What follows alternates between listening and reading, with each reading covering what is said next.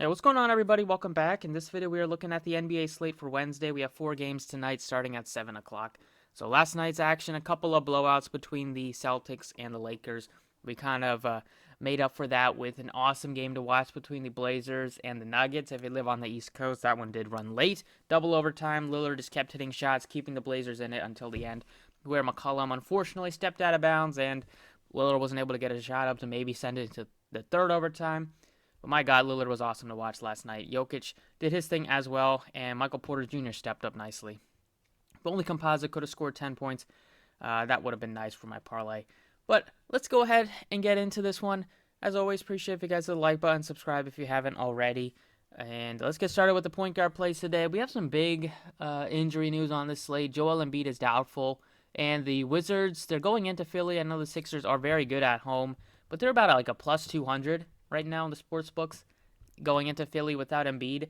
I would take the Wizards to win the game, at least to cover the 6, but I would even side with them winning the game. Without Embiid, the Sixers are 10-11 on the regular season, and it's just such a different matchup for these Wizards. They're going to be able to drive. Westbrook's going to be able to drive in the paint without having to worry about a big shot blocker down there. Beal's going to be able to get some more looks, and then on the defensive end, the Wizards won't have to double team Embiid, so the shooters won't be as open as they have been. I do like the Wizards to win this game, and I don't mind getting to Westbrook. Shot 3 of 19 last game, put up 73. Should be getting a lot better looks tonight without Embiid. I think he looks like a great spend up. I like Westbrook more than Doncic today. And if you wanted to save money, I go with Trae Young.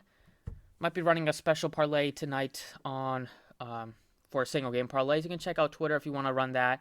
Missed it by Compazzo last night. It would have been plus 1540 if he hit 10 points, which sucked because he went into double overtime and just wasn't out there on the court since he was playing badly through 3.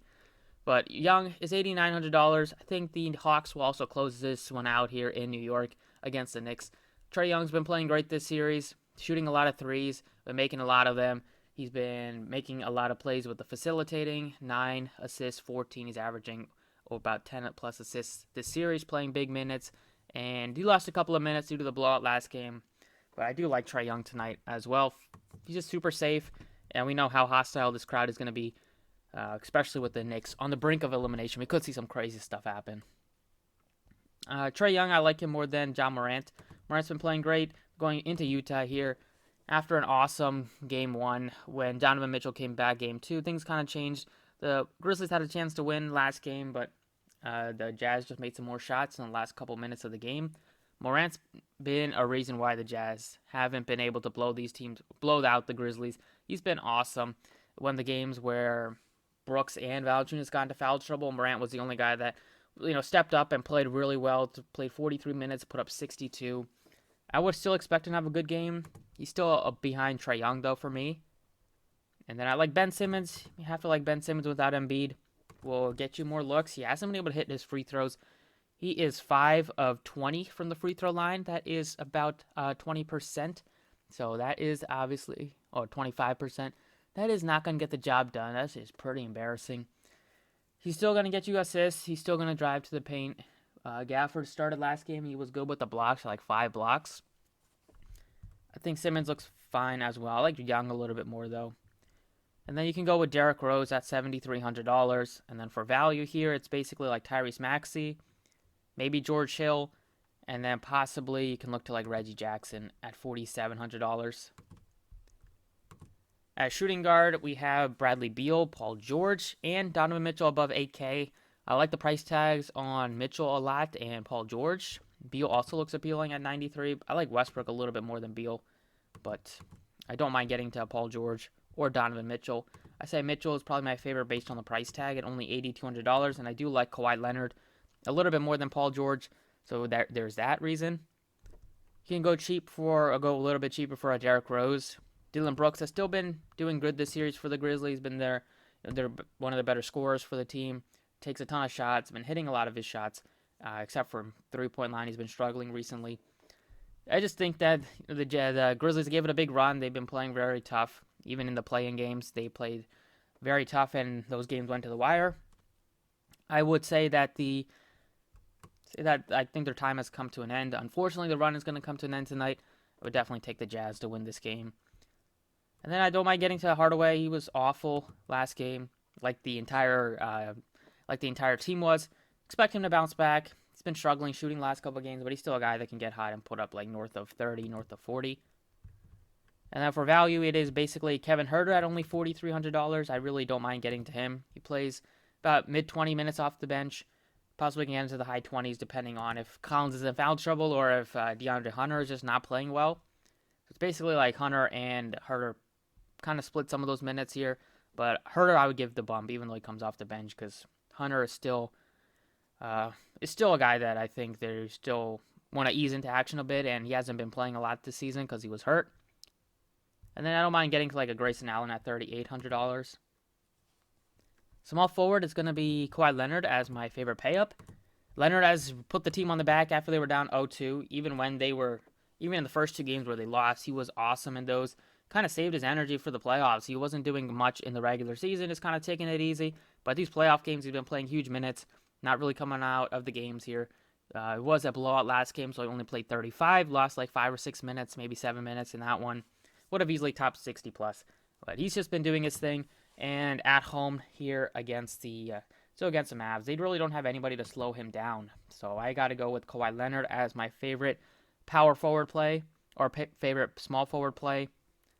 For value, it is going to be like a Danny Green possibly. It's going to be Marcus Morris Sr. at $4,600. And the Batum started last game. That's something you'll see again today most likely.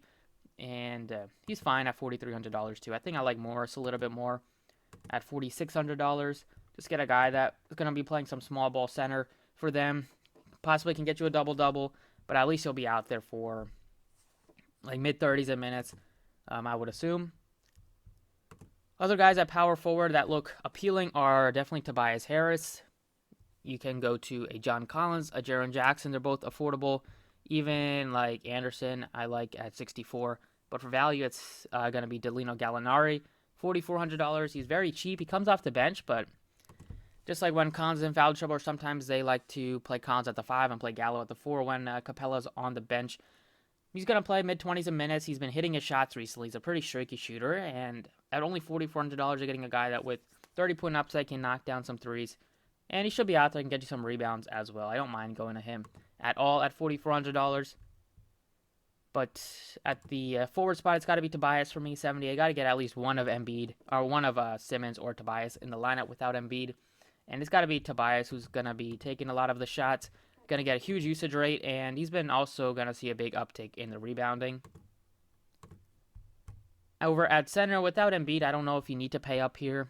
You can go with maybe go with the Capella, maybe go Valanciunas, but I think I can go Gafford. I can maybe go Dwight Howard. I don't mind getting to Gafford. He's $4,700. He's playing mid-20s in minutes. He started last game, played 26. He was very good in that one with 6 stocks.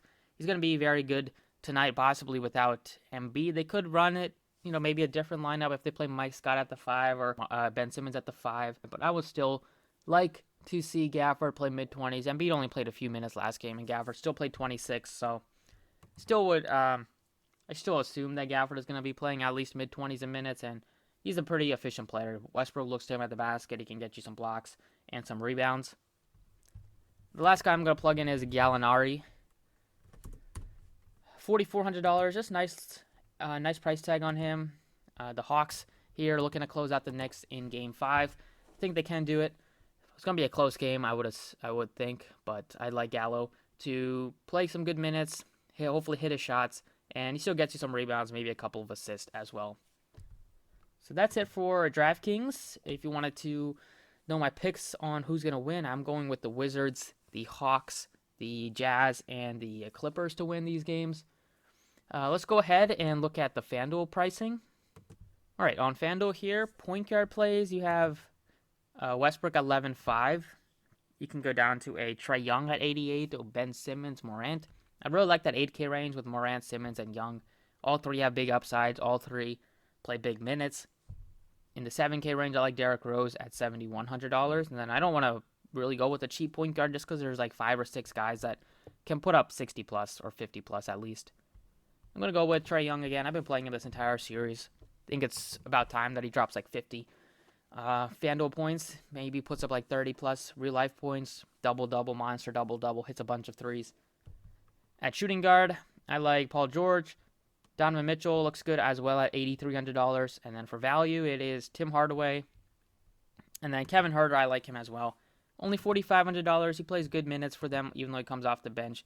Possibly can get you in the mid-20s, maybe get you low 30s if he has like a couple of blocks or steals.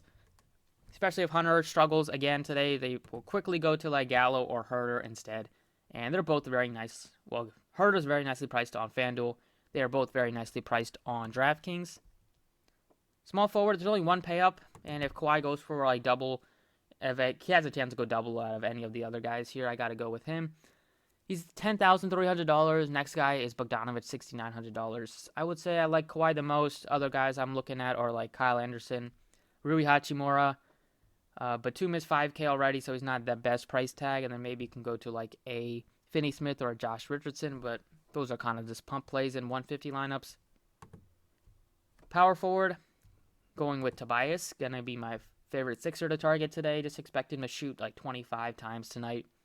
Have the ball in his hands, maybe gets you a bunch of rebounds, couple of assists maybe, and he's a guy that can get you blocks. Or I'll get you a couple steals just because he's going to play huge minutes.